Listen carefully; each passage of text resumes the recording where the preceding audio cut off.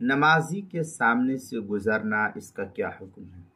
چنانچہ نمازی کے آگے سے کسی مرد کے گزرنے سے نماز نہیں ٹوٹتی۔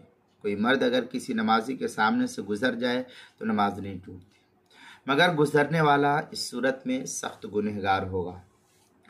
آپ صلی اللہ علیہ وسلم کا ارشاد ہے، اگر نمازی کے آگے سے گزرنے والے کو یہ علم ہو جائے کہ اس سے کس قدر گناہ ہو چکا ہے تو 40 سال تک کھڑے رہے اس نمازی کے سامنے اور ہلے نہ ہو وہاں سے، اس لیے کہ نمازی کے آگے سے گزرنے کی بنسبت بہتر ہے کہ وہاں کھڑا رہے، اس لیے جو آپ صلی اللہ علیہ وسلم نے یہ فرمایا۔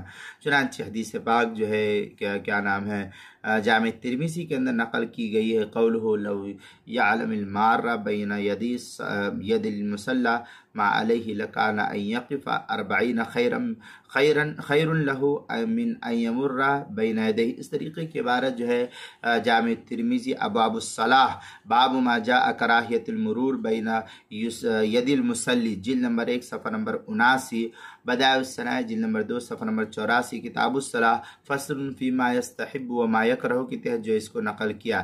اسی طریقے سے نماز المسائل المہمہ فی ما ابتلت بہ العامہ، یعنی اہم مسائل جن میں ابتلاء عام ہے اس کے اندر مکروہات الصلاح کے تحت جو ہے نقل کیا ہے نمازی کے سامنے سے گزرنا۔ مسئلہ نمبر 40 المسائل المہمہ جلد نمبر 1 صفحہ نمبر 52 کے تحت جو اس کو نقل کیا، وہاں دیکھ سکتے ہیں۔